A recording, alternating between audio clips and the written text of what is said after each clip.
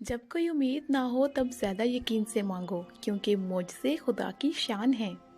अल्लाह के लिए वक़्त निकालो और वक़्त पर नमाज अदा करो। अल्लाह तुम्हारी ज़िंदगी से बुरा वक़्त निकाल देगा।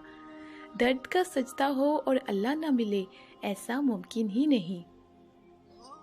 जब अल्लाह चाहता है किसी बंदे से दोस्ती करे तो उसकी ज़ुबान पर अपना जिक्र और दिल पर उसकी अपनी फ़िक्र के दरवाजे खोल देता है। अल्लाह ने अगर दिल दुआओं की जानब मोड़ा है तो कुछ तो है जो उसने बदलने का सोचा है। बुरे वक़्त में लोग साथ छोड़ जाते हैं, मगर अल्लाह नहीं। कुरान पाक पढ़ा करो, उसमें हर मसले का हल मौजूद है और बेशक ये दिलों के ज़ंग साफ करता है। तुम सब्र की इंतहा कर दो, अल्लाह मुझसों की इंतहा कर देगा। वो आजमाइश तो देता है मगर तन्हा नहीं छोड़ता, वो आजमाता है मगर साथ निभाता है। इंसान की कदर इसकी ज़िंदगी में करो, मरने के बाद तो गैर भी कांधों पर उठा लेते हैं। किसी के दर्द की दवा बनो, जख्म तो हर इंसान देता है।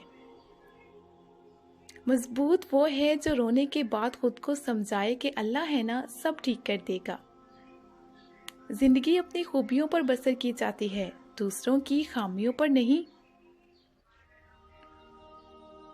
किसी को उसके माजी पर रुस्वा करने से पहले सोच लो, उसका माजी तुम्हारा मुस्तकबिल भी बन सकता है। दुआ कभी रद्द नहीं होती, बल्कि वो अल्लाह के यहाँ ज़ख़ीरा रहती है और बहुत बेहतरीन वक़्त पर कबूल होती है।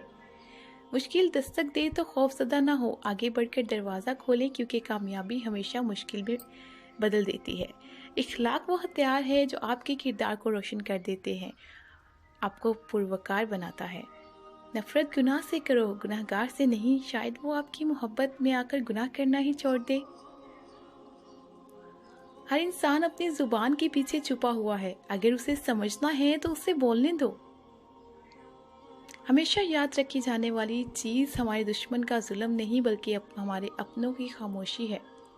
मायूस वो होता है जो अल्लाह पर यकीन नहीं रखता, और महरूम वो होता है जो अल्लाह की नेमतों का शुक्र अदा करता है। हम लोग नेक बनना नहीं, सिर्फ नेक दुखना और नेक कहलाना चाहते हैं, और ये मुनाफ़क़त का सबसे आला दर्जा है।